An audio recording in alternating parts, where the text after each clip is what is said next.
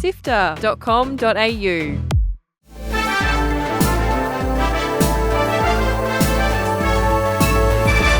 Hi, I'm Gianni Di Giovanni. And I'm Kyle Paletto. Welcome to Walkthrough, Sifter's weekly recap on the biggest news in video games. This week, European gamers want the EU to pass a law to preserve online games. Bungie sacks 220 developers and will lose their independence. And a poisoned mod for a racing sim caused Disney to be hacked. Here is the news for Sunday, 4th of August. Let's go. Join the Sifter community on Discord at sifter.com.au/Discord.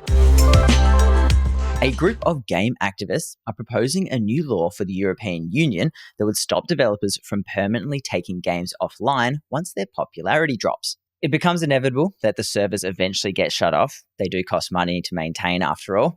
But games like Ubisoft's The Crew, which had a player base of at least 12 million people when it was shut down earlier this year, has fallen victim.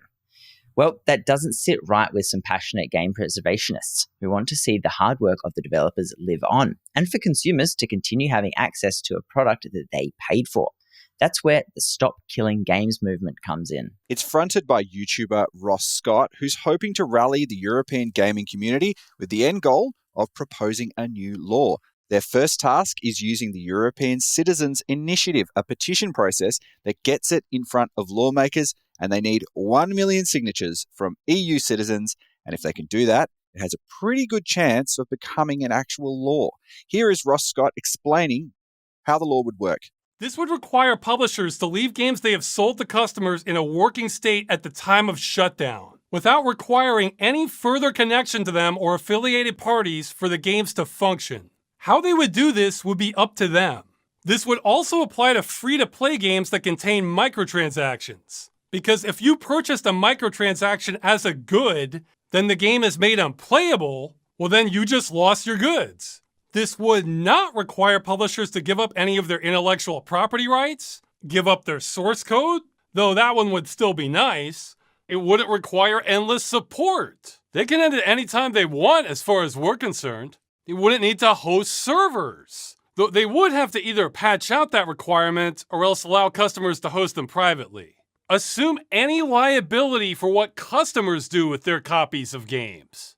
And finally, nothing about this initiative would have any impact on publisher business practices while the game is being supported. The idea here is we're just trying to stop games from being destroyed.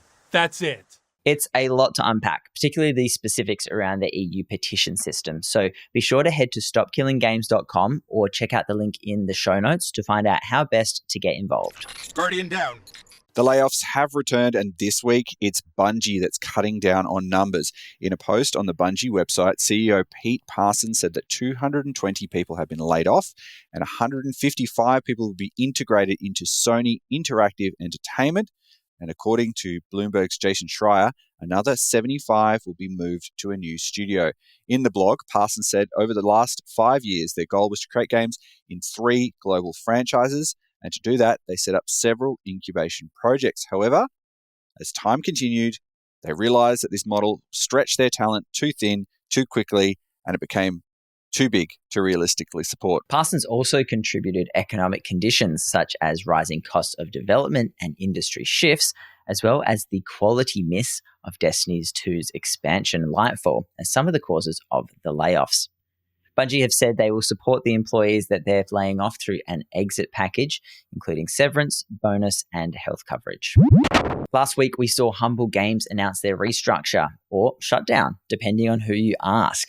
But now we're starting to see more devs speak out about the lack of communication and support, especially around porting to consoles. However, Humble Games representative Michael Brown said to Polygon that nothing has changed and no developers have had to change their porting plans and that every project is moving ahead.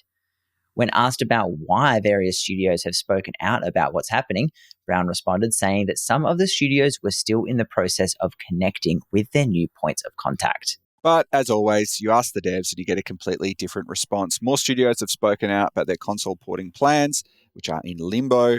And those that don't have console ports can't access the backend for patches. So those versions are now a little bit behind where they are on Steam. As you heard last week, the dev behind Bo, the Path of the Teal Lotus, which released only a couple of weeks ago, have joined in on the conversation, saying that this restructure was a blow to their post-launch support, with their success and joy for the game being overshadowed by Humble's announcement. We'll keep you updated as we get more information. What a mess. What a mess. We were pretty excited. Well, I'll say definitely I was pretty excited for the massive mod Fallout London last week, but now we've got a timely reminder that not all mods are safe. BeamNG, which is a driving simulator famous for its modding scene, was poisoned by malicious Trojans that hackers planted, which gave access to players' computers. It included a software developer at Disney, which exposed the personal details of people who are working there, as well as unannounced games in development. The hackers claim it was a retaliation to shutting down online games portal Club Penguin and Disney's attempt to lock down a performer's likeness forever. Club Penguin? No way! God, not Club Penguin. Not Club Penguin. But for all of us, make sure you stick to the major mod platforms like Nexus or ModDB if you want to play it safe.